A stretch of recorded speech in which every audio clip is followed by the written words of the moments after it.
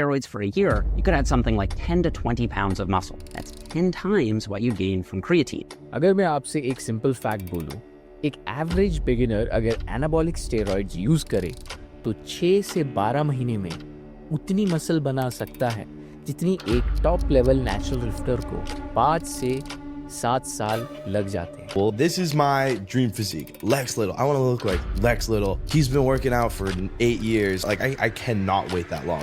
So it wasn't the people that blasted gear. It was the natties that I wanted to look like, but I didn't have 8 years. मेरा तो अपना इतना मानना है, train लगा लो, उसके बाद चाहे सत्तू खा लो, चाहे मिट्टी खा लो, body. Everybody will try and find the most optimal, most scientific ways to gain mass, except taking steroids. तो सवाल ये नहीं है कि ये इम्प्रेसिव है या नहीं, सवाल ये है इसकी कीमत क्या है। How long do you have? Anxiety like you would not believe. Every day that I'm on high doses, I wake up in the morning afraid of the rest of my day. Steroids सिर्फ muscle fast नहीं बनाते, वो recovery को abnormal बना देते हैं, strength को artificially push करते हैं और बॉडी के नेचुरल फीडबैक सिस्टम्स को टेम्पररीली साइलेंस कर देते हैं। कंसिडर रिच पियाना, द अमेरिकन बॉडी बिल्डर जिसने स्टेरॉइड्स को डेकेड्स के लिए यूज़ किया। उनके आर्म्स 30 इंच के थे, बट उनके हार्ट ने गिव आउट कर दिया at the age of 46 in 2017। He passed away. So autopsy ने ये पॉइंट आउट किया कि उनका स्टेरॉइड इंड्यूस्ड ऑर्गन फेलियर था। इस वजह से ओलंपिक्स हो, क्रिकेट हो, एथलेटिक्स हो या प्रोफेशनल बॉडी बिल्डिंग, हर सीरियस स्पोर्ट इन्हें रेगुलेट करता है, टेस्ट करता है और अक्सर बैन करता है। फिर भी लोग यूज़ करते हैं, प्रोफेशनल्स भी, इन्फ्लुएंसर्स भी, और आज के टाइम में बहुत सारे टीनेजर्स भी। Like for example the Sam Sulek, the 21-year-old TikTok sensation whose insane gains have influenced millions of teenagers all throughout the world. So it was 183 pounds in 2019. And now what does he weigh now? 237 in 2023. That's crazy. क्योंकि social media पे जो आप देखते हो वो science नहीं होता, सिर्फ रिजल्ट होता है। ये वीडियो स्टेरॉइड्स को ग्लोरीफाई नहीं करेगा, ना ही बिना सोचे डीमोनाइज। हम बात करेंगे कि स्टेरॉइड्स क्या होते हैं, काम कैसे करते हैं, स्पोर्ट्स में चीटिंग क्यों माने जाते हैं, मेडिसिनल यूज़ क्या है और वो हेल्थ और साइकोलॉजिकल कॉन्सिक्वेंसेस क्या है जो अक्सर कैमरा के बाहर रहते हैं। सबसे पहले एक कन्फ्यूज़न क्लियर करते हैं। जब लोग स्टेरॉइड्स वर्ड यूज़ करते हैं तो अक्सर वो एक बहुत ब्रॉड कैटेगरी को इंक्लूड कर लेते हैं, लेकिन रियलिटी में सारे स्टेरॉइड्स सेम नहीं होते। साइंटिफिकली स्टेरॉइड्स एक केमिकल स्ट्रक्चर होता है। इस कैटेगरी के अंदर बहुत सारी डिफरेंट सब्सटेंसेस आती हैं जिनके इफ़ेक्ट्स बिल्कुल अलग अलग होते हैं। जो स्टेरॉइड्स जिम कल्चर और स्पोर्ट्स के कॉन्टेक्स्ट में सबसे ज़्यादा डिस्कस होते हैं उन्हें बोला जाता है एनाबॉलिक एंड्रोजेनिक स्टेरॉइड्स या AAS। एनाबॉलिक मतलब टिश्यू बनाना, मसल बिल्ड करने वाले। एंड्रोजेनिक मतलब मेल सेक्सुअल कैरेक्टरिस्टिक जैसे डीप वॉइस, फेशियल हेयर और ओवरऑल मैस्कुलिनिटी से रिलेटेड इफेक्ट डालने वाले। सिंपल शब्दों में एनाबॉलिक स्टेरॉइड्स टेस्टोस्टेरोन के सिंथेटिक वर्जन होते हैं या टेस्टोस्टेरोन से क्लोजली रिलेटेड कंपाउंड्स होते हैं। टेस्टोस्टेरोन की नेचुरल हार्मोन है जो कि पाया जाता है मेल और फीमेल दोनों की बॉडी में, बस क्वांटिटी डिफरेंट होती है। इस हार्मोन का काम होता है मसल ग्रोथ सपोर्ट करना, रिकवरी में हेल्प करना, बोन डेंसिटी मेंटेन करना और ओवरऑल फिजिकल परफॉर्मेंस को रेगुलेट करना। जब एनाबॉलिक स्टेरॉइड्स बाहर से इंट्रोड्यूस किए जाते हैं तो बॉडी को सिग्नल मिलता है कि मसल बनाना प्रायोरिटी है। इससे प्रोटीन सिंथेसिस इंक्रीज हो जाता है, नाइट्रोजन रिटेंशन इंक्रीज हो जाती है और मसल रिपेयर काफ़ी फास्ट हो जाता है और ग्रोथ भी बढ़ जाती है। लेकिन यहाँ एक बहुत इंपॉर्टेंट बात है, सारे स्टेरॉइड्स एनाबॉलिक नहीं होते। फॉर एग्जांपल कार्टिकोस्टेरॉइड्स जो अस्थमा, एलर्जी और इन्फ्लेमेशन के ट्रीटमेंट में यूज़ होते हैं, वो मसल बिल्ड नहीं करते हैं। इसीलिए जब भी कैजुअली बोला जाता है स्टेरॉइड्स हार्मफुल होते हैं या स्टेरॉइड से मसल बनती है बिना टाइप स्पेसिफाई किए हुए, वो हाफ ट्रूथ होता है। इस वीडियो के बाकी पार्ट्स में जब हम स्टेरॉइड्स बोलेंगे तो हम स्पेसिफिकली एनाबॉलिक एंड्रोजेनिक स्टेरॉइड्स की बातें कर रहे होंगे जो स्पोर्ट्स और बॉडी बिल्डिंग में मिसयूज होते हैं। ये क्लैरिटी ज़रूरी है क्योंकि बिना इस फाउंडेशन के ना सही समझ आएगा, ना ही रिस्क, और ना ही ये समझ आएगा कि स्पोर्ट्स में इन्हें चीटिंग क्यों माना जाता है। स्टेरॉइड्स कोई मॉडर्न जिम इन्वेंशन नहीं है। इनका हिस्ट्री ऑलमोस्ट 100 साल पुराना है। 1930s और 1940s के टाइम पर साइंटिस्ट ने पहली बार टेस्टोस्टेरोन हार्मोन को आइसोलेट और सिंथेसाइज किया। ओरिजिनल इंटेंट बिल्कुल मेडिकल था, muscle wasting disease, severe injuries और हार्मोनल डेफिशिएंसी का ट्रीटमेंट। लेकिन जैसे ही ये क्लियर हुआ कि टेस्टोस्टेरोन मसल और स्ट्रेंथ दोनों को ड्रामेटिकली इफेक्ट करता है, स्पोर्ट्स दुनिया का इंटरेस्ट इसमें आ गया। 1950s और 60s में स्पेशली ओलंपिक स्पोर्ट्स में स्टेरॉइड्स का यूज क्वाइट बढ़ने लगा। कोल्ड वॉर में स्पोर्ट्स सिर्फ एक गेम नहीं था, वो एक नेशनल सुपरिटी का एक सिंबल बन गया था। मेडल जीतना का मतलब सिस्टम को प्रूव करना, और इस प्रेशर में परफॉर्मेंस एनहांसिंग ड्रग्स का यूज नॉर्मलाइज हो गया। ऑफिशियली डिनाई किया गया, लेकिन प्रैक्टिकल यूसेज था। 1970s और 80s में स्टेरॉइड्स बॉडी बिल्डिंग कल्चर में आ गया था। This is when iconic Arnold Schwarzenegger admitted post career to using them in 70s. Did we take steroids? The answer is yes. It was just in the beginning stage because bodybuilders in those days just experimented with it. But it was not illegal. We talked about it very openly. I mean, anyone that was asked, do you take steroids? Yeah, I take 3 Dianabol a day. Or someone else would say, I would take this, and that. It was not an illegal thing. इस period में आपको एक clear shift दिखेगा। Early body builders जो aesthetic और proportion के ऊपर focus करते थे, उनसे मास और साइज ड्रिवन फिजिक। इस एरा के बाद एनाबॉलिक स्टेरॉइड्स पब्लिक अवेयरनेस का एक पार्ट बना, लेकिन मोस्टली बिना फुल अंडरस्टैंडिंग के। 1990s और अर्ली 2000s में स्टेरॉइड्स का यूज सिर्फ बॉडी बिल्डिंग तक लिमिटेड नहीं था। साइकिलिंग, एथलेटिक्स, बेसबॉल और कई मेनस्ट्रीम स्पोर्ट्स में मेजर डोपिंग स्कैंडल सामने आने लगे। In India 2000 saw lifters like Krishnan Madhusamy banned in 2004, highlighting how national pride pushes athletes into corner. In scandals ने एक चीज क्लियर कर दिया, स्टेरॉइड सिर्फ कुछ बैक एथलीट्स का इशू नहीं है, बल्कि एक सिस्टमैटिक प्रॉब्लम बन चुका था। इनके बाद टेस्टिंग प्रोटोकॉल स्ट्रिक्ट हुए, एंटी डोपिंग एजेंसीज और पावरफुल बने और पब्लिक नैरेटिव ज्यादा क्रिटिकल हो गया। लेकिन 2010 के बाद स्टोरी लाइन ने फिर से अपना शेप चेंज किया।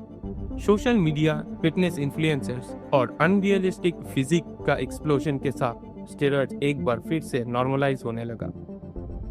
I smuggled roughly $50 million worth of illegal steroids from Pakistan into Europe. इस बार underground labs, online supply chain और नैटी और नॉट नैटी कल्चर के थ्रू, जैसे Liver King the primal influencer exposed in 2022।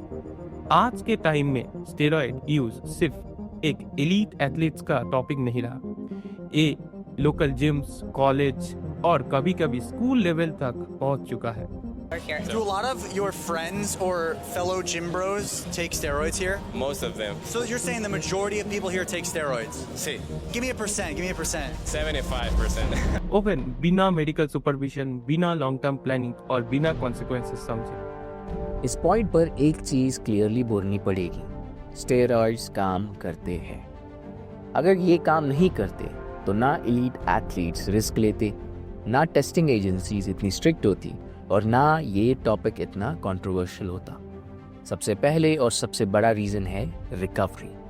Normally natural training में आप muscles को stress देते हो, माइक्रोट्रियर्स क्रिएट करते हो और बॉडी उन्हें रिपेयर करने में टाइम लगाती है। एनाबॉलिक स्टेरॉइड्स इस प्रोसेस को एक्सेलरेट कर देते हैं, मतलब आप ज़्यादा फ्रीक्वेंटली, ज़्यादा वॉल्यूम के साथ और ज़्यादा इंटेंसिटी के साथ ट्रेन कर सकते हो बिना उतना ब्रेकडाउन फील किए। जस्ट लाइक अपन ने सैम सुलग का एग्जाम्पल डिस्कस किया। He went from a lanky 19-year-old to a 250-pound shredded human being in just under 2 years. अगर आप उनकी ट्रेनिंग देखोगे तो वो बहुत ज़्यादा वॉल्यूम, बहुत ज़्यादा इंटेंसिटी, मतलब बहुत ज़्यादा वेयर एंड टेयर है।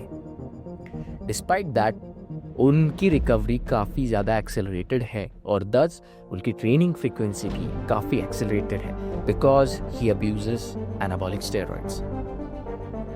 दूसरा फैक्टर है प्रोटीन सिंथेसिस। स्टेरॉइड्स बॉडी को सिग्नल देते हैं कि जो प्रोटीन आप कंज्यूम कर रहे हो उसे मसल बनाने में एग्रेसिवली यूज़ किए जाए, ना कि एनर्जी या वेस्ट के लिए। तीसरा फैक्टर है स्ट्रेंथ इंक्रीज। स्टेरॉइड से सिर्फ मसल साइज नहीं बढ़ता बल्कि नर्वस सिस्टम एडेप्टेशन भी फास्ट होता है। ज़्यादा स्ट्रेंथ का मतलब है heavier weights, stronger progressive overload और अल्टीमेटली फास्टर मसल गेन। एक और अनकंफर्टेबल ट्रुथ ये है कि स्टेरॉइड्स कैलोरी डेफिसिट में भी मसल प्रिजर्व कर सकते हैं। इसलिए आप देखोगे कि कुछ लोग फैट लॉस में भी मसल मेंटेन या इवन इंक्रीज कर लेते हैं, जो कि नेचुरल फिजियोलॉजी में डिफिकल्ट होता है। लेकिन यहाँ एक क्रूशियल बात समझनी ज़रूरी है, ये सारे एडवांटेज टेम्परेरी है। स्टेरॉइड्स बॉडी के नेचुरल फीडबैक सिस्टम्स को ओवरराइड कर रहे होते हैं, नॉट रिप्लेस। जब एक्सटर्नल हार्मोन्स हटाए जाते हैं तो बॉडी को अडेप्ट करने में टाइम लगता है और इसी गैप में बॉडी में मैक्सिमम डैमेज और लॉन्ग टर्म्स इश्यूज स्टार्ट होते हैं। इवन दो ये शॉर्टकट इतना टेम्पटिंग लगता है, बट जब तक आप इसके डिसएडवांटेजेस को क्लियरली नहीं समझते तब तक आप रिस्क को भी रियलिस्टिकली इवैल्यूएट नहीं कर सकते। तो अगला लॉजिकल स्टेप ये समझना है कि कौन से टाइप के स्टेरॉइड्स और ड्रग्स एक्चुअली यूज़ किए जाते हैं। सबसे पहला और सबसे इम्पोर्टेंट कैटेगरी है एनाबॉलिक एंड्रोजेनिक स्टेरॉइड्स। ये वही ड्रग्स हैं जो मसल ग्रोथ और स्ट्रेंथ के लिए मिसयूज़ किए जाते हैं। इनके बेस यूजुअली टेस्टोस्टेरोन होता है या फिर उसके मॉडिफाइड वर्जन्स, लेकिन क्योंकि ये एंड्रोजेनिक भी होते हैं इनके साथ साथ साइड इफ़ेक्ट भी आते हैं, जैसे hormonal imbalance, acne, hair loss और लॉन्ग टर्म एंडोक्राइन इश्यूज़। अब एक इम्पॉर्टेंट बात है, स्टेरॉइड्स के अलावा और भी कुछ ड्रग्स होते हैं जो स्पोर्ट्स में बैंड होते हैं लेकिन मसल डायरेक्टली बिल्ड नहीं करते, जैसे डायरेटिक्स। डायरेटिक्स का काम होता है बॉडी से पानी रैपिडली निकालना। बॉडी बिल्डर्स में ये स्टेज अपीयरेंस के लिए मेनली यूज़ किए जाते हैं और कुछ स्पोर्ट्स में वेट कैटेगरी मीट करने के लिए भी। लेकिन डायरेटिक्स एक्सट्रीमली डेंजरस हो सकते हैं। इनसे इलेक्ट्रोलाइट इम्बैलेंस होता है, डिहाइड्रेशन होती है और हार्ट रिदम डिस्टर्बेंस के साथ साथ रिस्क भी आता है। इसके साथ ही एक और कैटेगरी भी है, सेलेक्टिव एंड्रोजन रिसेप्टर मॉड्यूलेटर्स, जिन्हें कॉमनली साम्स बोला जाता है। साम्स को अक्सर सेफ अल्टरनेटिव के तौर पे मार्केट किया जाता है, लेकिन रियलिटी ये नहीं है। इनके लॉन्ग टर्म्स इफेक्ट अभी क्लियरली इस्टेब्लिश नहीं हुए हैं और कई साम्स भी कॉम्पिटिटिव स्पोर्ट्स में बैंड है। इसके अलावा कुछ एथलीट्स ग्रोथ हार्मोन्स, स्टिमुलेंट्स और मास्किंग एजेंट्स भी यूज़ करते हैं परफॉर्मेंस या डिटेक्शन से बचने के लिए। इस पॉइंट पर एक ऑनेस्ट क्वेश्चन उठता है, अगर स्टेरॉइड्स का यूज़ इतना कॉमन है तो फिर इन्हें चीटिंग क्यों माना जाता है? आंसर्स इमोशंस में नहीं है, आंसर प्रिंसिपल में है। कम्पिटिटिव स्पोर्ट का बेसिक रूल होता है कि एथलीट्स अपनी नेचुरल एबिलिटी, ट्रेनिंग और डिसिप्लिन के बेसिस पर compete करें, ना कि एक्सट्रीम केमिकल एडवांटेज के थ्रू। एनाबॉलिक स्टेरॉइड्स इस इक्वेशन को तोड़ देते हैं। ये सिर्फ परफॉर्मेंस इंप्रूव नहीं करते, ये बेसलाइन को ही शिफ्ट कर देते हैं।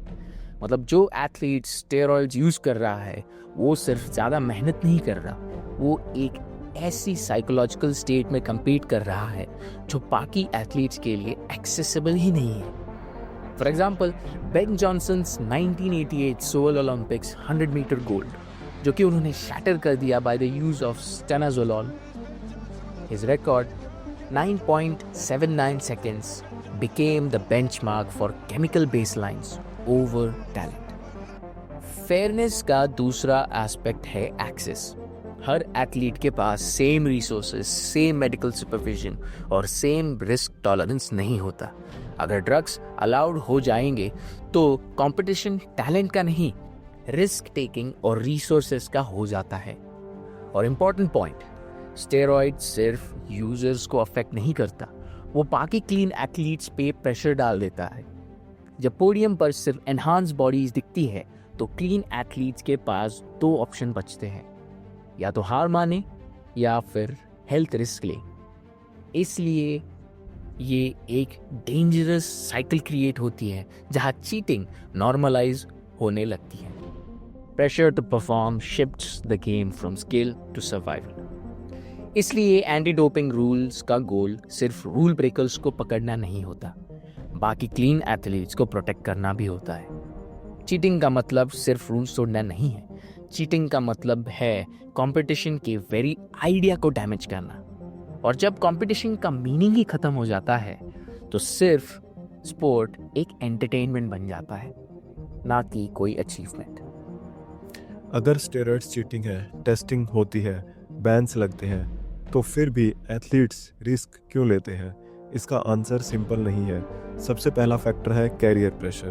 प्रोफेशनल स्पोर्ट्स का लाइफ स्पैन बहुत छोटा होता है, कुछ सालों में पीक परफॉर्मेंस देनी होती है, वरना सिलेक्शन, कॉन्ट्रैक्ट्स और स्पॉन्सरशिप सब चला जाता है। जब डिफरेंस मिली सेकेंड या कुछ किलोस का हो तब एडवांटेज का टेम्पटेशन बहुत स्ट्रॉन्ग हो जाता है। दूसरा फैक्टर है मनी और स्टेटस। एक मेडल, एक रिकॉर्ड या एक वायरल परफॉर्मेंस इंसान की ज़िंदगी बदल सकती है, और जब रिवॉर्ड इतना हाई होता है तो कुछ लोग रिस्क को जस्टिफाई कर लेते हैं। तीसरा फैक्टर है सिस्टमेटिक प्रेशर। कभी कभी एथलीट्स खुद डिसीजन नहीं लेता, कोचेस, टीम्स या नेशनल सिस्टम्स इम्प्लिसिटली या एक्सप्लिसिटली पुश करते हैं, बोलते हैं सब कर रहे हैं, तुम नहीं करोगे तो पीछे रह जाओगे। चौथा फैक्टर आता है फॉल्स सेफ्टी परसेप्शन का। एडवांसेस, ड्रग्स, डिज़ाइन और टेस्ट गेम के बीच जो होती है वो एक कांस्टेंट रेस चलती रहती है उन सब में, और इसी रेस में कुछ खिलाड़ी ये मानते हैं कि वो सिस्टम से आगे हैं, जबकि रियलिटी में सिस्टम अक्सर उन्हें लेट पकड़ता है, लेकिन पकड़ता ज़रूर है। और last, human factor, fear of irrelevance. Athletes सिर्फ मेडल के लिए नहीं कम्पीट करते, वो आइडेंटिटी के लिए भी कम्पीट करते हैं। जब लगता है कि बिना केमिकल हेल्प के आप कम्पीट नहीं कर पाओगे, तब एथिक्स वीक पड़ जाते हैं और लोग स्टेरॉइड्स का सहारा लेते हैं। अब एक नेचुरल क्वेश्चन ये आता है कि इन स्टेरॉइड्स और परफॉर्मेंस एनहांसिंग ड्रग का यूसेज का रेगुलेशन या कंट्रोल कौन करता है, और कैसे पता लगाया जाता है कि कौन क्लीन है और कौन नहीं? ग्लोबली एंटी डोपिंग का मेन अथॉरिटी है वर्ल्ड एंटी डोपिंग एजेंसी या वाडा। वाडा एक इंटरनेशनल बॉडी है जो ये डिसाइड करता है कौन सा सब्सटेंस बैन है और कौन सा अलाउड, और कैसे टेस्टिंग होना चाहिए। ओलंपिक्स, वर्ल्ड चैंपियनशिप्स और मोस्ट सारे इंटरनेशनल स्पोर्ट्स फेडरेशन वाडा का रूल्स फॉलो करते हैं। इंडिया में इस सिस्टम को इम्प्लीमेंट करता है नेशनल एंटी डोपिंग एजेंसी या नाडा इंडिया। नाडा एथलेटिक्स का टेस्टिंग करता है, एजुकेशन प्रोग्राम चलाता है और वायलेशंस का केसेस हैंडल करता है, चाहे वो एथलेटिक्स हो, रेसलिंग हो, वेट लिफ्टिंग हो या फिर डिफरेंट स्पोर्ट्स कैटेगरी। टेस्टिंग सिर्फ कंपटीशन के टाइम नहीं होता, एथलीट्स को out of the competition testing के लिए भी कॉल किया जा सकता है, मतलब बिना वार्निंग, बिना इवेंट के। इसका रीजन सिंपल है, क्योंकि परफॉर्मेंस एनहांसिंग ड्रग सिर्फ मैच के दिन इफेक्ट नहीं देता, वो ट्रेनिंग फेज में सबसे ज़्यादा एडवांटेज देता है। अब लीगलिटी की बात करें, मेडिकल कॉन्टेक्स्ट में एनाबॉलिक स्टेरॉइड्स डॉक्टर प्रिस्क्राइब कर सकते हैं, लेकिन सिर्फ स्पेसिफिक मेडिकल कंडीशन के लिए, कंट्रोल डोजेस और प्रॉपर सुपरविजन के साथ। लेकिन स्पोर्ट्स में बिना थेरेप्यूटिक एग्जाम्पशन के स्टेरॉइड्स का यूसेज इलीगल और पनिशेबल होता है। और एक और इम्पॉर्टेंट बात, इंडिया में और कई कंट्रीज में स्टेरॉइड्स का नॉन मेडिकल सेल्स और डिस्ट्रीब्यूशन इलीगल है। In 2023, NADA reported over 100 Indian athletes banned, many from underground labs. अब बात करते हैं डिस्टिंक्शन की मेडिकल यूज और नॉन मेडिकल एब्यूज के बीच। एनाबॉलिक स्टेरॉइड्स ओरिजिनली डेवलप ही हुआ था मेडिकल ट्रीटमेंट के लिए। आज भी डॉक्टर्स इन्हें प्रिस्क्राइब करते हैं, लेकिन सिर्फ स्पेसिफिक कंडीशंस में, स्ट्रिक्ट सुपरविजन के साथ। For example, testosterone replacement theory उन पेशेंट के लिए होता है जिनका बॉडी में नेचुरल टेस्टोस्टेरोन मेडिकली लो होता है। इसी तरह severe muscle wasting disease, cancer related weight loss, major burns और क्रॉनिक इलनेस में एनाबॉलिक एजेंट्स यूज किया जाता है ताकि पेशेंट का स्ट्रेंथ और रिकवरी सपोर्ट कर सके। मेडिकल कॉन्टेक्स्ट में डोसेज केयरफुली कंट्रोल होता है, ब्लड मार्कर्स रेगुलरली चेक किया जाता है और ट्रीटमेंट्स का क्लियर एंड पॉइंट होता है। ये स्पोर्ट्स म्यूसेज के बिल्कुल अलग है। जिम कल्चर में जो स्टेरॉइड्स होता है उनका गोल परफॉर्मेंस मैक्सिमाइज करना होता है, बिना डिजीज, बिना डिफिशियंसी और अक्सर बिना मेडिकल ओवरसाइट के। इसीलिए सेम ड्रग एक सिचुएशन में मेडिसिन होता है और दूसरे सिचुएशन में डेंजरस सब्सटेंस।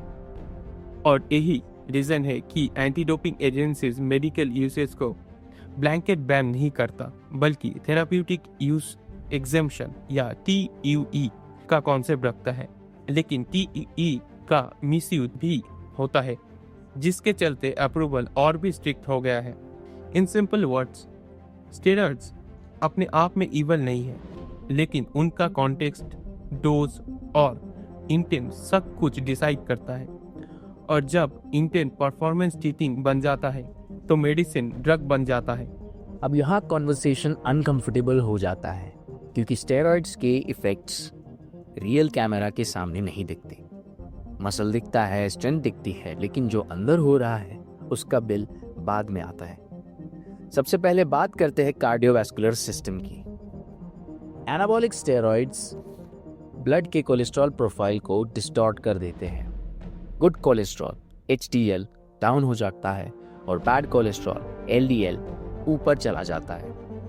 इसका डायरेक्ट इफेक्ट होता है आर्टरीज के स्टिफ होने पर, ब्लड प्रेशर इंक्रीज पर और लॉन्ग टर्म में हार्ट अटैक और स्ट्रोक के रिस्क पर। इवन यंग यूजर्स में स्टेरॉइड हार्ट मसल को भी अफेक्ट करता है। हार्ट एक मसल है, लेकिन जब वो एबनॉर्मल वे में ग्रो करता है तो पंपिंग एफिशिएंसी कम हो जाती है। इस कंडीशन को बोलते हैं लेफ्ट वेंट्रिकुलर हाइपरट्रोफी, और ये एक साइलेंट रिस्क होता है। जब तक सिम्टम्स आते हैं डैमेज हो चुका होता है। अब बात करते हैं हार्मोनल सिस्टम की। बॉडी का एंडोक्राइन सिस्टम फीडबैक लूप्स पर काम करता है। जब आप बाहर से टेस्टोस्टेरोन या उसके डेरिवेटिव्स लेते हो, बॉडी अज्यूम करती प्रोडक्शन की ज़रूरत नहीं है। Result, natural testosterone production suppress हो जाता है। इससे प्रॉब्लम्स होती है जैसे testicular shrinkage, infertility, low libido और post cycle severe hormonal crashes. कुछ केसेस में बॉडी कभी फुल्ली रिकवर ही नहीं कर पाती, मतलब long time hormonal damage. Zyzz एक इंटरनेट सेंसेशन था जिसने बॉडी बिल्डिंग को बहुत पॉपुलर बनाया था। पोस्टमार्टम रिवील्ड कि उनकी death at the age of 22 हो गई as a result of cardiac arrest which was a consequence of steroids and hormonal abuse. और अगर लिवर और किडनीज की बात करें तो specially oral anabolic steroids liver के लिए टॉक्सिक होते हैं। लिवर एंजाइम्स एलिवेट होते हैं, बाइल फ्लो डिस्टर्ब होता है और लॉन्ग टर्म यूज से लिवर डैमेज और रेयर केसेस में ट्यूमर्स तक डेवलप हो सकते हैं। किडनीज पर भी स्ट्रेस बढ़ता है। High blood pressure, Altered filtration और डिहाइड्रेशन के कंबाइंड इफेक्ट से। अब साइकोलॉजिकल इफेक्ट्स, स्टेरॉइड सिर्फ बॉडी को नहीं, ब्रेन केमिस्ट्री को अल्टर कर देते हैं। मूड स्विंग्स, इरिटेबिलिटी, एंजाइटी और कुछ इंडिविजुअल्स में एग्रेशन इंक्रीज होती है। ये सिर्फ केमिकल नहीं होता, ये आइडेंटिटी का भी इशू होता है। अब बात करते हैं कि उसके इरिवर्सिबल इफेक्ट्स क्या है। मेल यूजर्स में एस्ट्रोजन कन्वर्जन के कारण गायनेकोमास्टिया मतलब चेस्ट टिश्यू डेवलपमेंट हो सकता है, जो कि केसेस में सर्जरी के बिना ठीक नहीं होता। हेयर फॉलिकल्स एंड्रोजन सेंसिटिव होते हैं, इसलिए जेनेटिक प्रीडिस्पोजिशन के साथ स्टेरॉइड्स यूज हेयर लॉस को एक्सेलरेट कर देता है। फीमेल्स में एनाबॉलिक स्टेरॉइड्स के इफेक्ट्स और भी सीवियर हो सकते हैं। वॉइस डीप हो जाना, facial hair growth, menstrual cycle disruption, जिसमें से कई चेंजेस परमानेंट हो सकते हैं। स्टेरॉइड्स का सबसे अंडररेटेड साइड इफेक्ट जो होता है वो बॉडी पर नहीं माइंड पर आता है। इसे बोलते हैं मसल डिस्मॉर्फिया, एक साइकोलॉजिकल कंडीशन जहां आप ऑब्जेक्टिव फिट होने के बाद भी खुद को हमेशा स्मॉल या नॉट इनफ देखते हो। स्टेरॉइड्स यूज इस प्रॉब्लम को एम्पलीफाई कर देता है। जब आप अननेचुरल स्पीड से मसल गेन करते हो तो आपका ब्रेन उसी को नॉर्मल बेसलाइन मान लेता है। फिर जब प्रोग्रेस स्लो होती है या साइकिल के बाद साइज थोड़ा ड्रॉप हो जाता है, माइंड पैनिक मोड में चला जाता है। इस स्टेज पर ट्रेनिंग का गोल हेल्थ या परफॉर्मेंस नहीं रहता, सिर्फ अपीयरेंस बन जाता है। और यही से एक डेंजरस लूप स्टार्ट होता है, कंपैरिजन। सोशल मीडिया इस लूप को और स्ट्रॉन्ग कर देता है। एल्गोरिदम आपको सिर्फ एक्सट्रीम फिजिक दिखाते हैं, बिना ये बताए कि उनको पीछे ड्रग्स, लाइटिंग, पंप्स और एडिटिंग का कितना रोल होता है। रिजल्ट्स ये होता है कि नेचुरल रियलिस्टिक बॉडीज इंसान को एवरेजेस लगने लग जाती है। स्टेरॉइड्स यूजर्स के लिए एक और प्रॉब्लम होती है, आइडेंटिटी अटैचमेंट। अपनी वैल्यू को अपने साइज, वैस्कुलैरिटी और जिम परफॉर्मेंस से मेजर करने लग जाते हैं लोग। जब बॉडी चेंज होती है, सेल्फ वर्थ भी हिल जाती है। इसी वजह से कई लोग साइकिल्स को बीच में भी मेंटली स्टेबल नहीं रह पाते और फिर जस्ट वन मोर साइकिल का डिसीजन ले लेते हैं। ये सिर्फ एडिक्शन केमिकल्स का नहीं होता है, ये विजुअल और साइकोलॉजिकल एडिक्शन भी बन जाता है। आज स्टेरॉइड्स का सबसे कंसर्निंग एस्पेक्ट प्रोफेशनल एथलीट्स या बॉडी बिल्डर्स नहीं है। सबसे बड़ा कंसर्न है टीनेजर्स और यंग एडल्ट्स। सोशल मीडिया ने फिटनेस को एजुकेशन नहीं, एंटरटेनमेंट बना के रख दिया है। टीनेजर्स रोज ऐसा फिजिक देखते हैं जो डिकेड्स ऑफ ट्रेनिंग के बाद भी नेचुरली अचीव नहीं हो सकता, लेकिन उन्हें ये कॉन्टेक्स्ट नहीं मिलता कि इसमें ड्रग इन्वॉल्व है या ये बॉडी सस्टेनेबल नहीं है। नेटी कल्चर और फेक ट्रांसपेरेंसी प्रॉब्लम को और वर्सन बना देता है। जब कोई इन्फ्लुएंसर बोलता है सिर्फ हार्डवर्क और डिसिप्लिन और बॉडी क्लियरली एनहांस्ड होता है, तो एक यंग व्यूअर अपने जेनेटिक्स, अपने एफर्ट्स और अपने वर्थ पर डाउट करने लगता है। टीनेज ईयर्स में हार्मोनल सिस्टम अभी फुल्ली डेवलप नहीं होता। इस फेज में एनाबॉलिक स्टेरॉइड्स इंट्रोड्यूस करना बॉडी का नेचुरल मैच्योरेशन प्रोसेस को डिस्टर्ब कर सकता है, जिससे लाइफ लॉन्ग इफेक्ट्स हो सकता है, like height growth issue, fertility problems. लेकिन प्रॉब्लम सिर्फ हेल्थ तक लिमिटेड नहीं है। टीनेजर्स कंपैरिजन के थ्रू आइडेंटिटी बिल्ड करते हैं। जब बेंचमार्क आर्टिफिशियली एनहांस बॉडी हो जाता है तो सेल्फ एस्टीम डैमेज होता है और शॉर्टकट अट्रैक्टिव लगने लगता है। इंडिया जैसे कंट्री में जहां फिटनेस एजुकेशन अभी भी अनइवन है, मिस इन्फॉर्म्ड और अंडरग्राउंड सप्लाई सिचुएशन को और भी डेंजरस बना देता है। इसीलिए ये सिर्फ इंडिविजुअल चॉइस का इशू नहीं है, ये एक कल्चरल प्रॉब्लम बन चुका है। और जब कल्चर गलत डायरेक्शन में जाता है तो कॉन्सिक्वेंसेस जनरेशन तक चला जाता है। स्टेरॉइड अब्यूज के कॉन्सिक्वेंसेस हाइपोथेटिकल नहीं है। ये सिर्फ रिसर्च पेपर्स या स्टैटिस्टिक्स तक लिमिटेड नहीं है, ये रियल लोगों के साथ हुआ है और हो रहा है। कई एथलीट्स ने अपना पूरा करियर स्टेरॉइड्स के चक्कर में लूज किया है।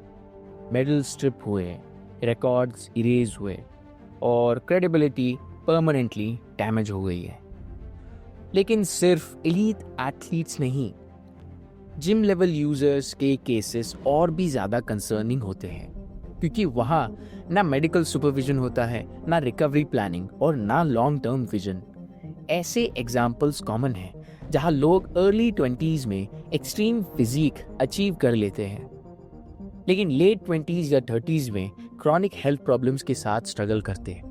Heart issues, hormonal dependency, mental health crashes, ये सब के साथ आते हैं। कुछ केसेस में स्टेरॉइड्स का अब्यूज लीगल ट्रबल भी लाता है। इलीगल प्रोक्योरमेंट, डिस्ट्रीब्यूशन या बैंड कंपटीशन में पॉजिटिव टेस्ट के थ्रू। ये एक बहुत बड़ा एग्जाम्पल है। लिवर किंग ने एक ऐसी लाइफस्टाइल प्रीच की थी जो कि बेस थी सपोजिटली एंसेस्ट्रल टेनेट्स पे, बट इन रियलिटी वो बस एक नॉर्मल पर्सन था जो कि बहुत ज़्यादा एनाबॉलिक स्टेरॉइड्स पे था। It was not a consequence of his supposedly ancestral tenets or lifestyle, but as a consequence of steroids, जिसके कारण उसको बहुत बैकलैश और बहुत नेगेटिविटी भी हैंडल करनी पड़ी जब वो एक्सपोज हो गया। और फिर आते हैं पोस्ट यूज रियलिटी। जब ड्रग्स बैन होते हैं, बॉडी और माइंड दोनों को एडजस्ट करना पड़ता है। जब ड्रग्स बंद होते हैं, बॉडी और माइंड दोनों को एडजस्ट करना पड़ता है। मसल लॉस सिर्फ फिजिकल नहीं होता, वो साइकोलॉजिकल हिट भी होता है। कई लोग अपनी ओल्ड फोटोज से चिपक जाते हैं और करंट सेल्फ को एक्सेप्ट ही नहीं कर पाते। ये फेज अक्सर डिप्रेशन, आइसोलेशन और सेल्फ डिस्ट्रक्टिव बिहेवियर तक ले जाता है। सबसे ट्रैजिक पार्ट ये है कि ज़्यादा केसेस में लोग ये डिसीजन इनफॉर्म्ड वे में नहीं लेते। वो सिर्फ अपसाइड देखकर इस विशियस साइकिल में चले जाते हैं, डाउनसाइड नहीं। इस सेक्शन का गोल स्केयर करना नहीं है, गोल ये दिखाना है कि स्टेरॉइड्स के कॉन्सिक्वेंसेस स्लो क्यूमुलेटिव और अक्सर इरिवर्सिबल होते हैं, चाहे आप प्रो एथलीट हो या सिर्फ जिम जाने वाले कोई नॉर्मल इंसान। इस पॉइंट पर कुछ चीज़ें क्लियरली और रिस्पॉन्सिबली बोलनी ज़रूरी है। सबसे पहले, हम तीनों मेडिकल प्रोफेशनल्स नहीं हैं। ये वीडियो मेडिकल एडवाइस देने के लिए भी नहीं है, बल्कि एजुकेशन और अवेयरनेस के लिए है। एनाबॉलिक स्टेरॉइड्स और परफॉर्मेंस एनहांसिंग ड्रग्स स्पोर्ट्स के कॉन्टेक्स्ट में इलीगल और बैंड होते हैं। कॉम्पिटिटिव स्पोर्ट्स में बिना प्रॉपर मेडिकल एग्जामिशन के इनका यूज़ चीटिंग माना जाता है और इसके सीरियस कॉन्सिक्वेंस हो सकते हैं, बैन्स, डिस्क्वालिफिकेशन और करियर एंडिंग पेनल्टीज। इंडिया में और ग्लोबली नॉन मेडिकल पर्पजेस के लिए स्टेरॉइड्स का सेल, डिस्ट्रीब्यूशन और पोजेशन इलीगल माना जाता है। जिम या ऑनलाइन सोर्सेज से बिना प्रेस्क्रिप्शन ड्रग्स लेना सिर्फ रिस्की ही नहीं, लीगल ट्रबल भी बन सकता है। इस वीडियो का इंटेंट किसी को इनकरेज करना नहीं है, ना स्टेरॉइड्स लेने के लिए और ना ही बिना सोचे फियर क्रिएट करने के लिए। इंटेंट सिंपल है, अगर आप फिटनेस, स्पोर्ट्स या बॉडी ट्रांसफॉर्मेशन के बारे में सोच रहे हो तो इन्फॉर्म डिसीजन लो, ना कि सोशल मीडिया प्रेशर के बेसिस पर। हेल्थ एक वन टाइम एसेट नहीं होता है, आज का शॉर्टकट कल का परमानेंट प्रॉब्लम बन सकता है। इसलिए बिना अंडरस्टैंडिंग के किसी भी केमिकल इन्वेंशन को लाइटली मत लो और अपनी बॉडी में मत यूज करो। अगर हम पूरी वीडियो को एक लाइन में सम अप करें तो बात सिंपल है, स्टेरॉइड्स पावर देता है लेकिन बिना कॉस्ट के नहीं। ये शॉर्टकट्स टाइम बचाता है लेकिन रिस्क को मल्टीप्लाई करता है। शॉर्ट टाइम में बॉडी रेस्पॉन्ड करता है लेकिन लॉन्ग टर्म में बॉडी हर इंटरवेंशन को हिसाब लेता है। स्पोर्ट्स हो, जिम हो या सिर्फ पर्सनल ट्रांसफॉर्मेशन, जब कंपटीशन केमिकल हो जाता है तो अचीवमेंट का मीनिंग चेंज हो जाता है। रियल स्ट्रेंथ सिर्फ मसल साइज पे नहीं होता, रियल स्ट्रेंथ होता है लॉन्ग टर्म थिंकिंग, पेशेंस और अपने बायोलॉजी के साथ काम करना, उसके खिलाफ नहीं। सोशल मीडिया पर जो दिखता है वो अक्सर कंप्लीट पिक्चर नहीं होता और इनकम्प्लीट इंफॉर्मेशन के बेसिस पर लिया गया डिसीजन अक्सर रिग्रेटेबल होता है। आप अगर फिटनेस जर्नी पे हो तो अपने गोल्स क्लियर रखो। हेल्थ, परफॉर्मेंस या एथलेटिक्स, जो पाथ चुनो उसका कॉन्सिक्वेंसेस भी एक्सेप्ट करो। ये वीडियो किसी को जज करने के लिए नहीं है, ये सिर्फ सच दिखाने के लिए था, बिना फिल्टर, बिना हाइप, बिना शॉर्टकट। डिसीजन आपका है लेकिन डिसीजन लेने पे पहले समझदारी जरूरी है।